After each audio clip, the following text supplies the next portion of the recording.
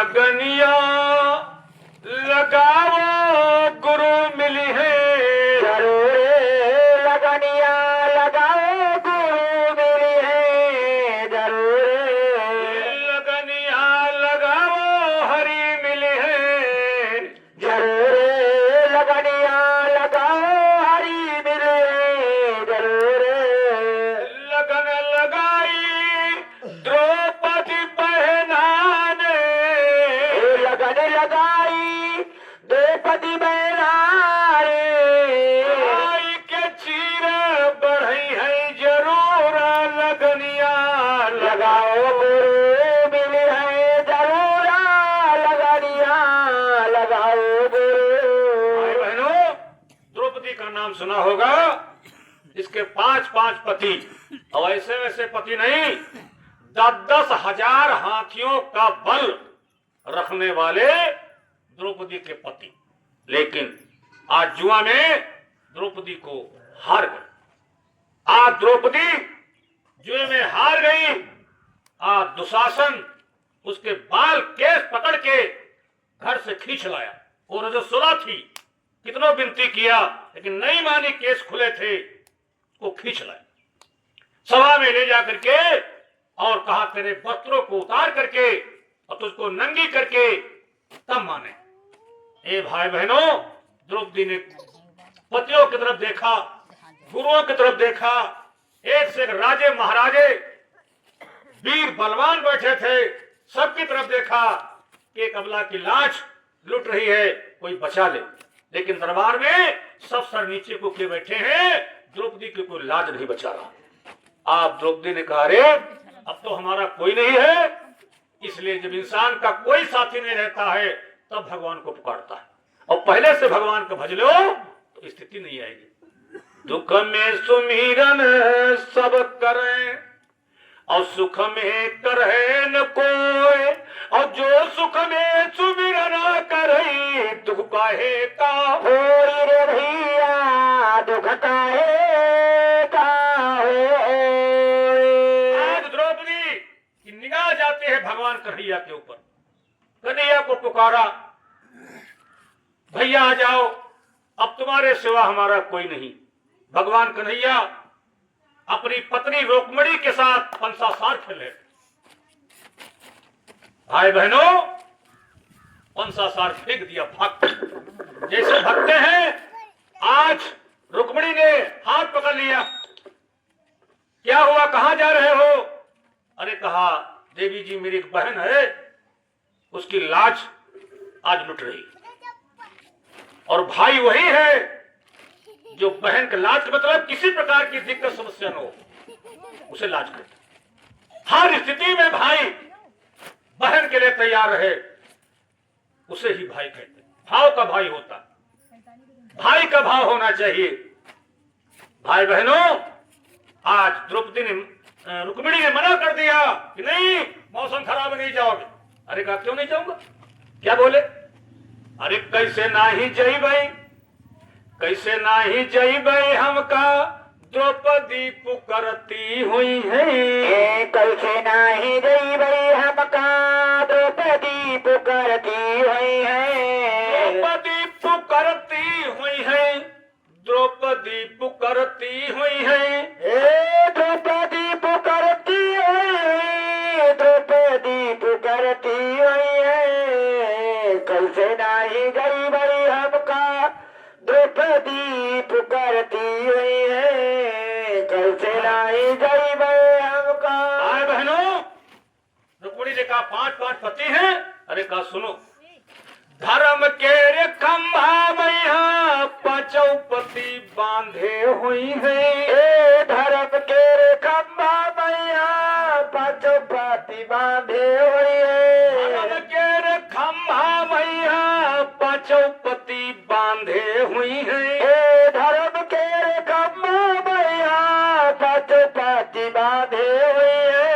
हुआ उनका कोई नहीं, हम का गोहरौती हुई है। हुआ उनका कोई नहीं, हम का बोलौती हुई है। नहीं जई भाई हमका द्रौपदी द्रौपदी पुकारती हुई है, कैसे नहीं गई भाई हमका द्रौपदी पुकारती हुई है। बूढ़े ने कहा प्रभु वहाँ बहुत लोग देख रहे होंगे। अरे कहा नहीं नहीं वहाँ देखता होता कोई नहीं। वो कैसे है? अरे आखिर के रे अंधे हुई है, कानर के रे बहिरे हुई है, आखिर के रे अंधे हुई है, कानर के रे बहिरे हुई है, आखिर के रे अंधे हुई है, कानर के रे बहिरे हुई है, आखिर के रे अंधे हुई है, कानर के रे बहिरे हुई है। देती गारी कोई पाता हूँ से मारती हुई है। अरे कौन का गाड़ी देती दाता हो से मारती हुई है, कैसे नाही जइबे हम कहा द्रौपदी पुकारती हुई है। कैसे नाही दैबे हमका द्रौपदी पुकारती हुई है। द्रौपदी पुकारती हुई है, द्रौपदी पुकारती हुई है, द्रौपदी पुकारती हुई है, द्रौपदी पुकारती हुई है। कैसे नहीं दैबे हमका द्रौपदी पुकारती हुई है, कैसे नहीं दैबे हमका। बहनों आज भगवान कन्हैया भाग पड़े, भगवान कन्हैया वहां से भाग पड़े, दौड़ करके हस्तनापुर पहुंचते और साड़ी को बढ़ा दी। इतनी साड़ियां बढ़ा दिया, इतनी साड़ियां जोड़ दिया कि पूरा दरबार साड़ियों से भर गया। एक बहुत बड़ा पहाड़ उनके पिता धृतराष्ट्र जो अंधे थे उनके ऊपर गिरा। धृतराष्ट्र ने पूछा अपने मंत्री संजय से, ये क्या है? कहा तुम्हारा पुत्र एक अबला को, द्रौपदी को नंगी कर रहा दरबार में, पता नहीं कहां से धोतियां साड़ियां बढ़ रही, वही पहाड़ गिरा धोतियों। अरे कहा तब तो सर्वस्व नाश, तब तो सर्वस्व नाश। भाई बहनों आज द्रौपदी की लाज बची। लाज बची कब? जब भगवान को प्रेम से बुलाया तब, प्यार से बुलाया तब, लगन से बुलाया तब। इसलिए कभी कहता कि लगनिया लगनिया लगाओ हरी मिली है, जरूर लगनिया लगाओ हरी मिली है, जरूर। आप द्रौपदी की लाज बच गई। लाज बची कब? जब कन्हैया से लगन लगाया तब। अब किसका नंबर है? द्रौपदी के बाद मीरा। मीरा का नाम सुना होगा। लगन लगाई मीरा रानी ने, लगन लगाई मीरा रानी ने, जहर का अमृत बनई है जरूर लगनिया लगाओ हरी मिली है, जरूर लगनिया लगाओ हरी है, जरूर लगनिया लगाओ। मिली है, जरूर लगनिया लगाओ हरी। राजरानी छत्रानी मेवाड़ की महारानी, उस समय की विश्व सुंदरी जिनका नाम था मीरा रानी, आज मीरा रानी ने गुरु कर लिया, गुरु कर लिया। दोष उनका क्या हो गया? गुरु उन्होंने चमार को कर लिया, चमार को गुरु कर लिया। यही उनकी गलती थी, यही उनका दोष था। ए भाई बहनों राणा की आंखों पर पर्दा छाया हुआ है, आज उनको दोष लग रहा। कभी कहता सुनो, जाति न पूछो संत की और पूछ लीजिए ज्ञान, और मोल करो तरवार का पड़ी रहन दो म्याल रे भैया बड़ी रहा दो म्याल। बात पूछई ना कोई, और हरि का भजई सो हरि का होई, हरि का भजई सो हरि का होई। सब सुंदर सब मम उपजाए, सबसे अधिक मनुज मोहि भाए। परमात्मा कहता है कोई जाति पाति भेदभाव ऊंचा नीचा छोटा बड़ा नहीं, सब सुंदर सब मम उपजाए और सबसे अधिक मनुज मोहि भाए। जाति पाति पूछे ना कोई, हरि का भजे तो हरि का। आज मीरा के ऊपर आरोप लग गया कि तुमने चमार को गुरु कर लिया। राणा ने कहा ठीक है, अब तुम राज से निकल जाओ, तुम दरबार से निकल जाओ, तुम मकान से निकल जाओ। आज के बाद अगर गुरु के पास जाना है तो राज दरबार में, राजमहलों में तुम्हारा कोई काम नहीं। मीरा ने कहा सब कुछ छोड़ दूंगा, राजपाट तन ते धने तन ते तनय धाम धन धरनी सब छोड़ दूंगा, लेकिन अपन गुरुद्वारा ना, अपन गुरुद्वारा ना छोड़ो सात संगी भैया। अपन गुरुद्वारा ना छोड़ो सात संगी भैया। अपन मथुरा ना छोड़ो सात संगी भैया। अपन मथुरा ना छोड़ो सात संगी भैया। मैंने कहा सब कुछ छोड़ दूंगा, लेकिन अपना गुरुद्वारा नहीं छोड़ पाऊंगा, गुरु नहीं छोड़ पाऊंगा। राणा ने कहा ठीक है, इसके पिता को बुलाओ और इसको समझा दें, अगर पिता के कहे मान जाए तो ठीक है, अगर नहीं माने तो इसको मार दिया जाएगा।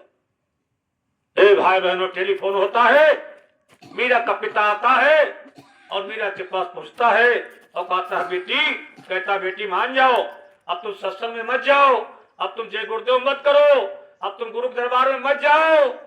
मीरा ने कहा सुनो पिताजी, कुछ नहीं हो जाए, लेकिन मैं गुरु और गुरुद्वारा नहीं छोड़ने वाले। दुनिया छूट जाएगी लेकिन गुरु और गुरुद्वारा नहीं छूटेगा। तो पिताजी समझा रहे, मीरा के पिता मीरा जी को समझा रहे। एक बड़ी प्यारी लाइन है, क्या कहते हैं? मीरा के पिता मीरा से बोले, बिटिया मानो मोरी बात समझा रहा बेटी को। अगर आपके घर में कोई बहू गड़बड़ करे तो बहू के बाप को बोला समझाई दियो और संघई पठाई दियो, मामला बड़ा गड़बड़ है, समय बड़ा खराब है, तनिक ऊपर प्रयोग किया तो आफत आई जी, घर बर्बाद जी, ये चुपके बुलाए लो, संघ में चियाई दो जाओ। मीरा के पिता मीरा से बोले,